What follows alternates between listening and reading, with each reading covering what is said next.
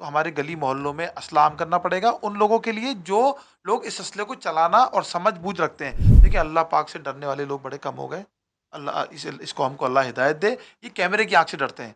आज वो जो चोर डाकू आता है वो भी हेलमेट लगा के, टोपी लगा के कि कैमरे में तस्वीर ना आ जाए। तो अपने यहाँ नाइट विज़न कैमराज़ और कैमराज़ बढ़ाएँ। इस 3.5 करोड़ आबादी में आपको मकामी एसएचओज़ नहीं मिलते, मकामी पुलिस नहीं मिलती। यहाँ से आप बाहर से लोग लाके मुसल्लत करते हैं, क्यों? इसकी वजह बताएँ।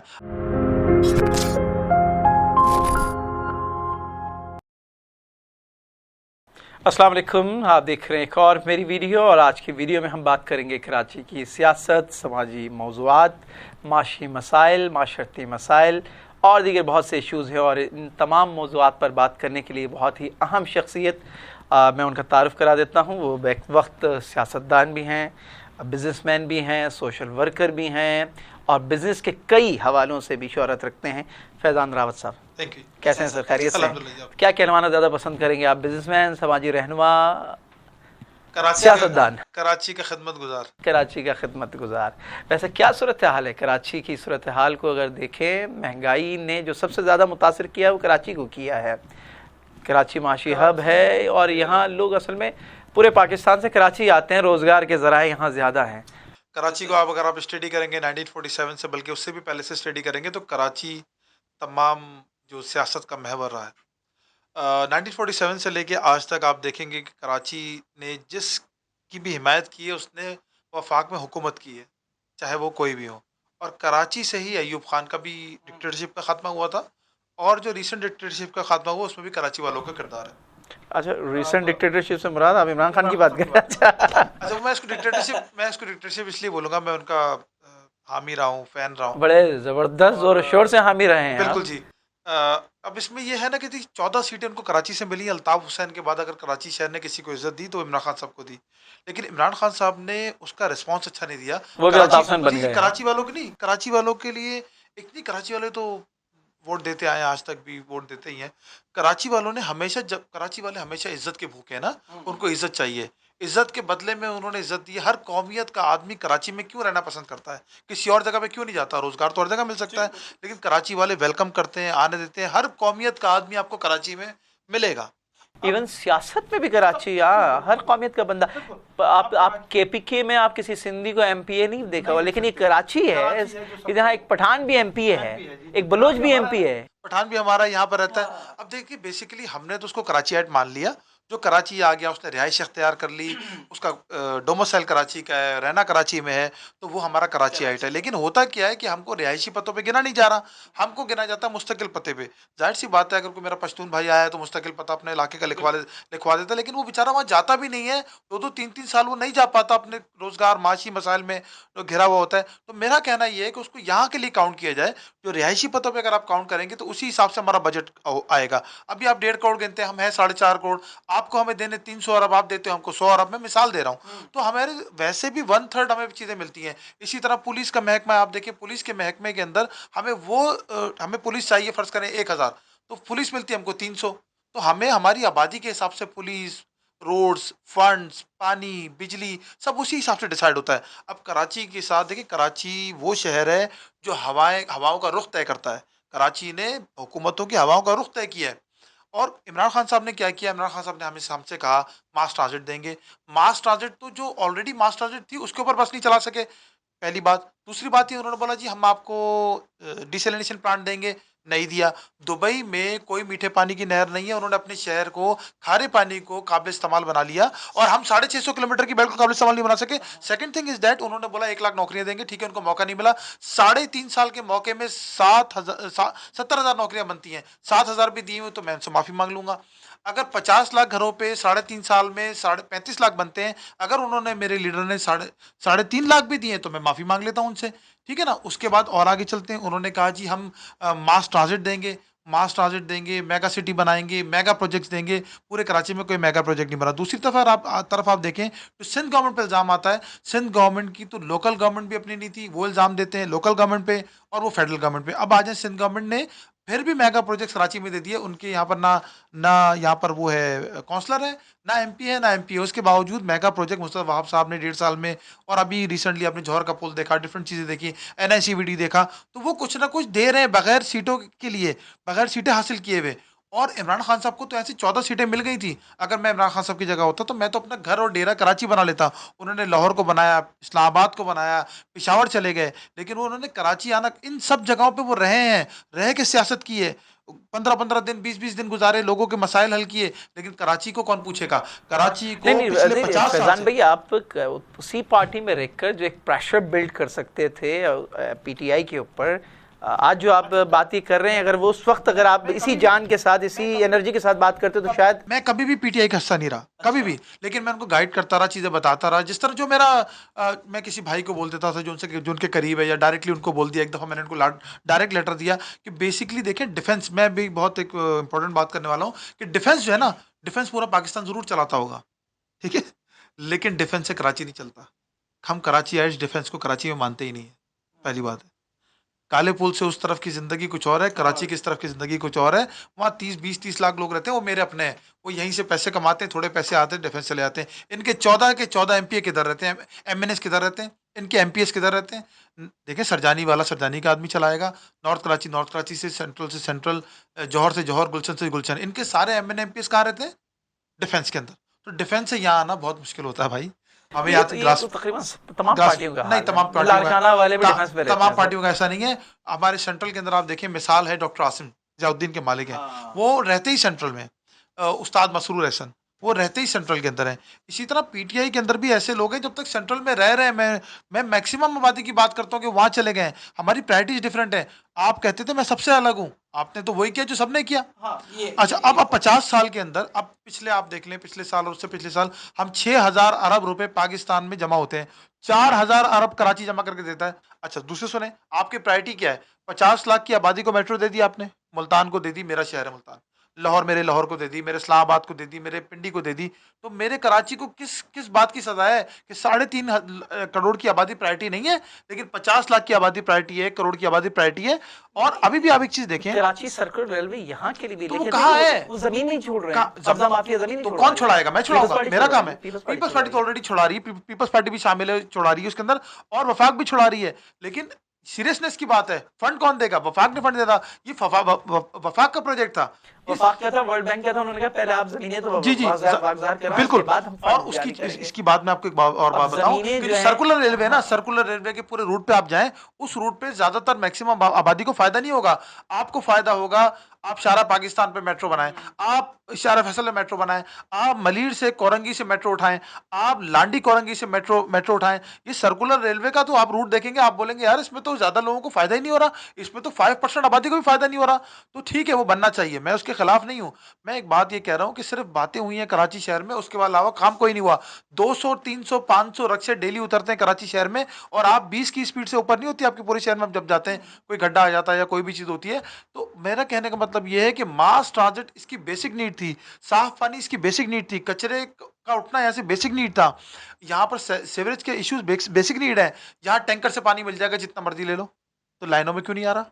इसका ये जिम्मेदार कौन बहुत है? बड़े माफिया हैं सर। इसके ये जो आपने आपने जो दुबई की तर्ज का जो आपने मिसाल दी कि दुबई में मीठा पानी नहीं है, खारे पानी को मीठा किया जाता है। मुशर्रफ साहब के जमाने में इसी डिफेंस में, इस पूरे इसी समंदर के पानी को मीठा करने का प्लांट लगा था। बिल्कुल ऐसे ही है। आज देखिए, देखिए हम वो लोग प्लांट ऑपरेशनल ही नहीं हुआ। हम हमेशा से गुलाम रहे हैं, और एड आने का इंतजार करते रहे।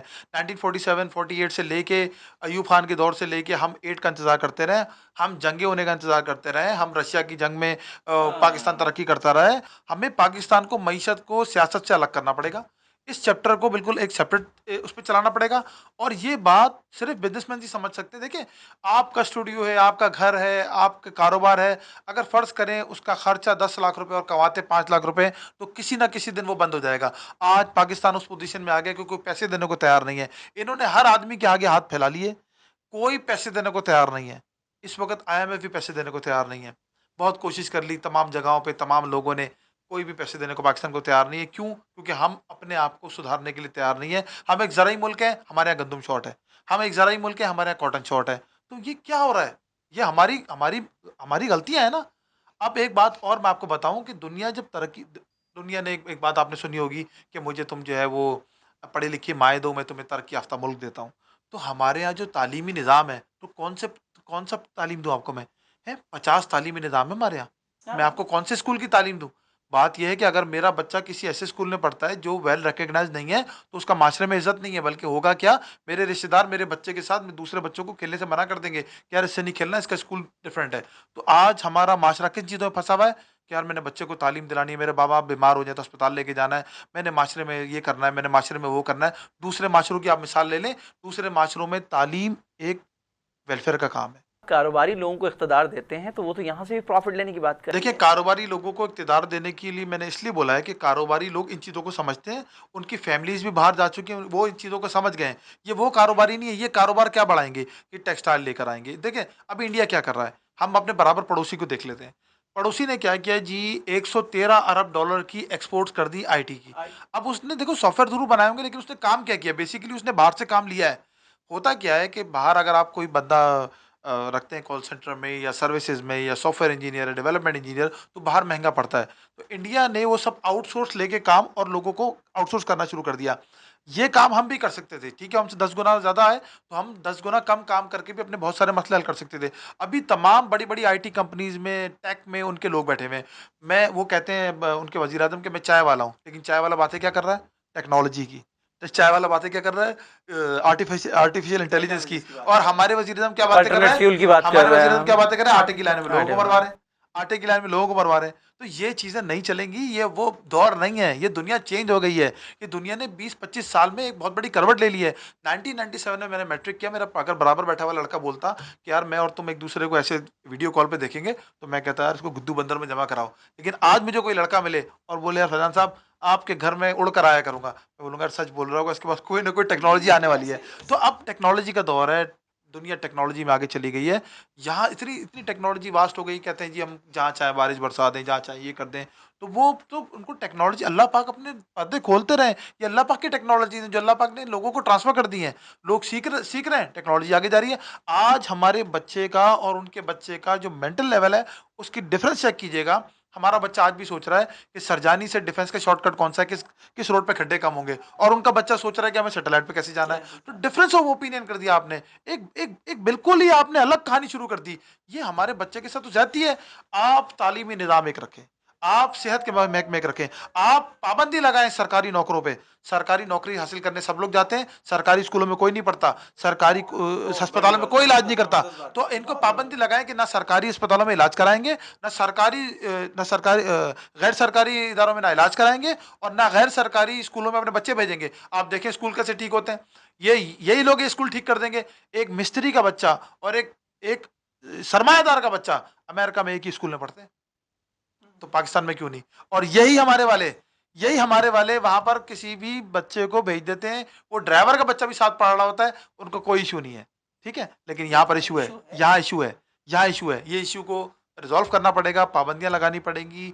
पाकिस्तान एक दफ़ा अपने आप को करेक्शन की तरफ लेके जाए। सर लेके कौन जाएगा, ये बात है। बहुत सारी चीज़ें आवाम का मसला ये है कि आवाम तो अपनी बेसिक चीज़ों में उलझी हुई है। वो कहती है कि अगर मैं अपने राइट्स के लिए बाहर निकलूं, अगर मैं थोड़ा सा रिस्क लूं, तो मेरी पीछे नौकरी ख़त्म हो जाएगी, मेरे बच्चे रुल जाएंगे, मेरे माँ बाप रुल जाएंगे, मेरा मुस्तकबिल रुल जाएगा।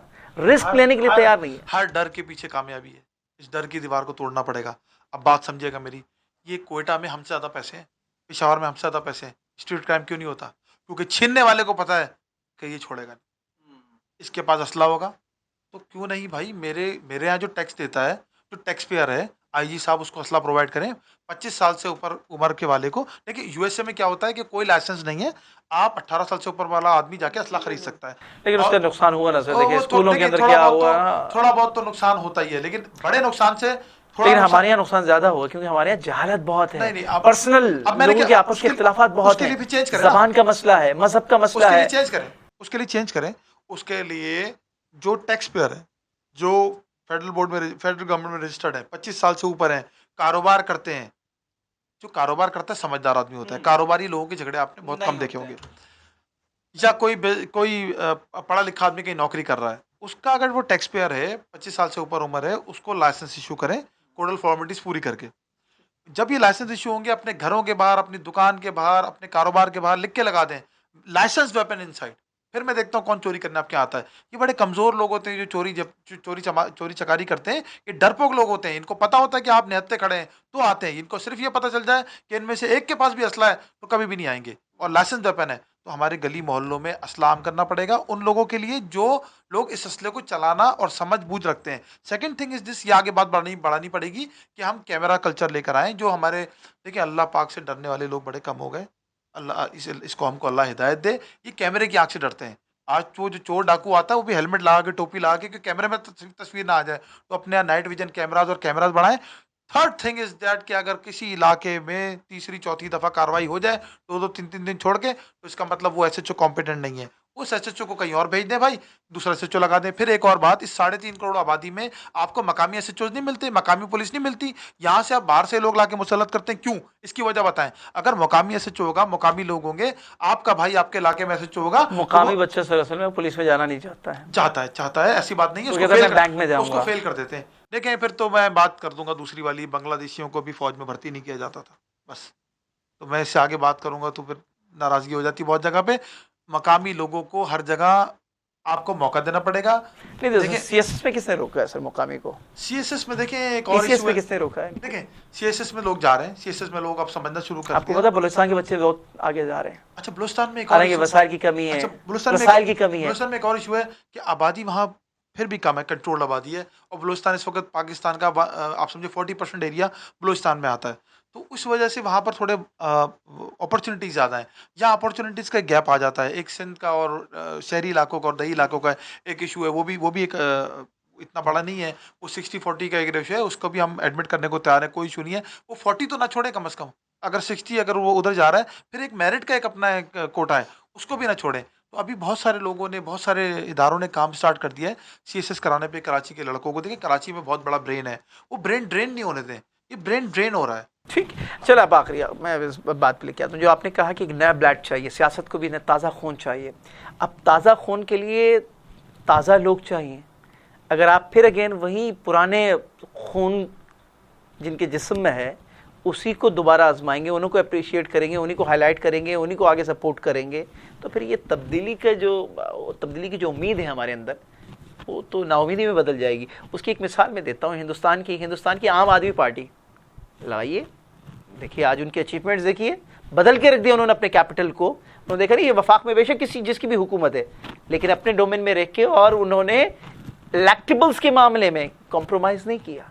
नया खून था, टीचर का बच्चा था, मिडिल क्लास बच्चा था, स्टूडेंट था, उसी के जरिए आज देखिए इनकलाब लेकर आए। इसको कहते हैं इनकलाब, आम आदमी पार्टी। इस तरह की कोई पार्टी हो सकती है कराची की? देखिए, इस तर्ज पे हम अभी इलेक्शन के बहुत करीब है ना, इस तर्ज पे भी काम हो रहा है। और दूसरी एक बात ये समझिएगा कि पिछले 1.5 साल में बिलावल साहब ने जो एक स्ट्रेटजी अपनाई है, आप देखिए मुर्तज़ा वहाब साहब को उन्होंने एक्टिव किया। पीपल्स पार्टी की इस वक्त बहुत सारे लोगों ने ज्वाइन की, जो जिनका ताल्लुक प्योरली कराचीइट्स हैं। वो बिलावल साहब भी बेसिकली कराचीइट्स हैं। मैं तो ये कहूँगा कि जरदाई साहब को आपने कभी सिंधी बोलते हुए नहीं सुना होगा, नहीं, वो आती भी वो नहीं होगी, उनको नहीं नहीं है। आती है। तो वो कराची में ज़्यादा रहे हैं। तो बिलावल साहब, जरदाई साहब, खास तौर में बिलावल साहब की बात इसलिए से करूँगा, उनको तो बिल्कुल ही नहीं आती है जी, हिंदी। बिलावल साहब की बात खास तौर पर इसलिए से करूँगा कि वो कराचीइट्स को, कराची वालों को आगे लाना चाहते हैं। अब कराची वालों के जो दरवाजे उन्होंने खोले हैं, अब इस गैप को हमको फुलफिल करना पड़ेगा। हम लोगों को लेकर आ रहे हैं, जगहों पे जा रहे हैं। और दूसरी चीज़ ये देखें कि ना इनका इस वक्त एमएनए है, ना एमपी है, फिर भी काम हो रहे हैं। डिस्ट्रिक्ट सेंट्रल की बात कर लेता हूँ। डिस्ट्रिक्ट सेंट्रल में आसिम साहब जो है, वो डॉक्टर आसिम साहब, तकरीबन 15 अरब रुपए का उन्होंने प्रपोजल दिया था हमारे वज़ीर आला साहब को, लेकिन उन्होंने 5.5 अरब रुपए उसके लिए हासिल किए। 30 साला तारीख में पहली दफ़ा डिस्ट्रिक्ट सेंट्रल को इतना बजट मिला होगा, और इतने बजट में फिर काम भी हुआ। अभी एक अंडरपास बन रहा है डिस्ट्रिक्ट सेंट्रल में एक अंडरपास बन रहा है, मीना बाजार वाला, जो 1800 मिलियन का मेरे ख्याल से। इसके अलावा एक और उन्होंने काम किया कि जितने भी इंटरचेंजेस हैं जो लियारी एक्सप्रेस वे के उतरते हैं हमारे पास, जैसे लकी वन की साइड है, दूसरी साइड है, इन ये जो आगे गोलीमार से आगे वाला एरिया है, और जो लियाकताबाद वाला है, इन सब को वो इंटरचेंजेस खोल रहे हैं। तो उससे क्या होगा, ट्रैफिक का फ्लो एक कम होगा। सेकंड थिंग इज दैट, आपने देखा होगा ग्रीन बस आ गई, एक पिंक बस आ गई, रेड बस आ गई, पीपल बस सर्विस आ गई, काफी बेहतरीन है, मास ट्रांजिट में काफी बेहतरीन है। वो समझे 1/10 आई है, उसको 10 गुना और मजीद लेकर आना है। तो और रूट्स भी बन रहे हैं। अभी आपने देखा कि वो जो शारा पाकिस्तान से हट के बल्कि वो जो दूसरा वाला रूट है, ये जो यूनिवर्सिटी रोड रोड वाला, ये रूट भी तैयार हो रहा है। तो इन रूटों को तैयार होने के बाद कराची का नक्शा काफ़ी हद तक डिफरेंट हो जाएगा। लेकिन अभी कराची में बहुत काम करने की ज़रूरत है, लेकिन इनिशिएटिव तो लिया गया।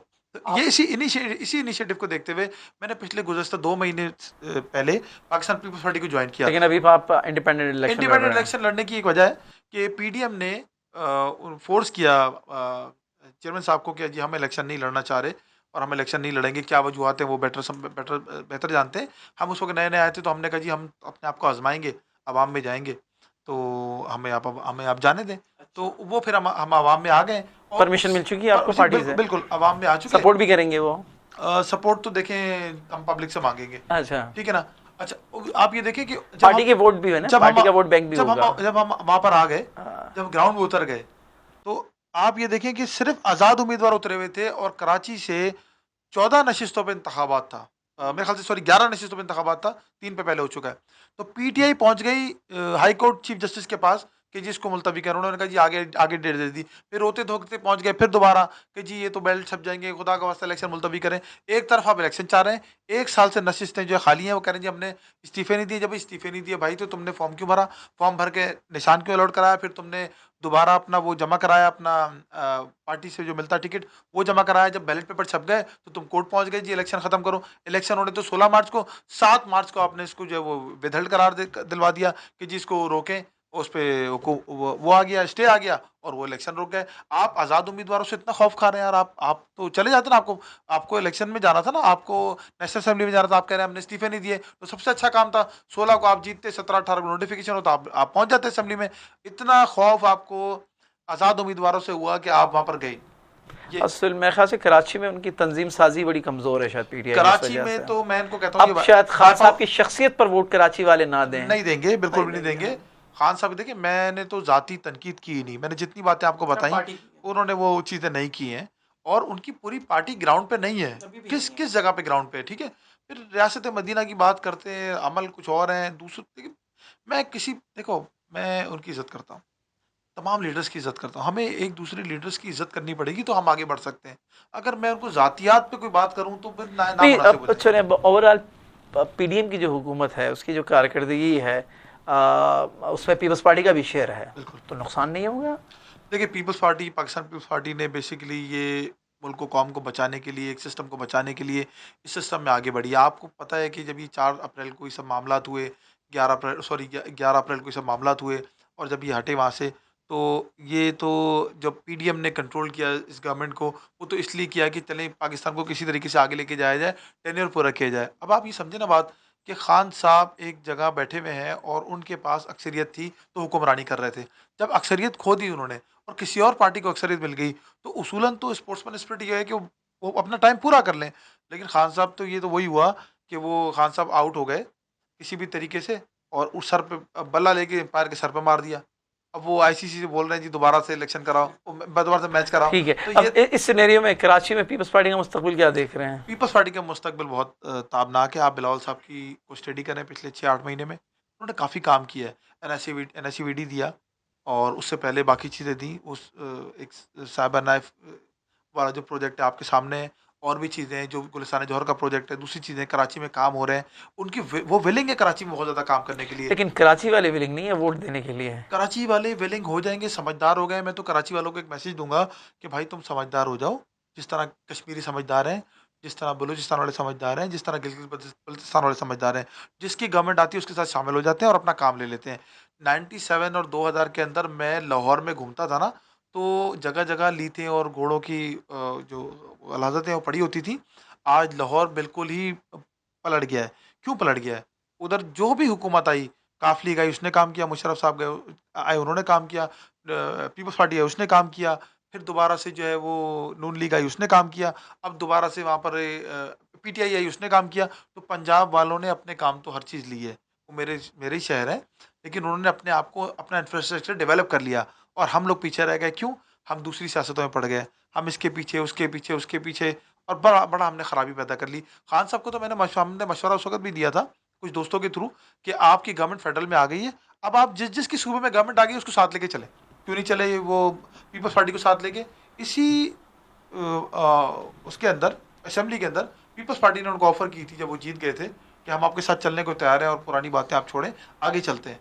तो वो जो है वो कहते हैं जी सब लोग करप्ट हैं, सारी चीज़ें ये हैं, तो उनके अपने लोग क्या हैं। वो फराग होगी उन्होंने क्यों भगाया? ऑडिट होने देते ना, खुद यहाँ पर है ना, तो उसका भी ऑडिट होने देते, बाकी लोगों का भी ऑडिट होने देते। अभी अदालतें उनको बुला रही हैं, वो कह रहे हैं मेरी जान को खतरा, मैं नहीं जाऊँगा। फिर वो कहते हैं जी मैं इसको मानता नहीं हूँ अदालत को। तो ये तो बातें नहीं चलेंगी ना। इसी अदालतों से उन्होंने फैसले लिए, अब यही अदालतें अब उनके हक में फैसला दे रही हैं, तो उनके साथ खड़े हुए हैं। तो ये तो एक अनार्की की पोजीशन पैदा कर देंगे, इस तरह नहीं होता है। इदारों को, कोर्ट्स को, सियासतदानों को सोचना पड़ेगा कि पाकिस्तान है तो हम जनरल हैं, पाकिस्तान है तो हम सियासतदान हैं, पाकिस्तान है तो हम सुप्रीम कोर्ट के वकील हैं, पाकिस्तान है तो भाई मैं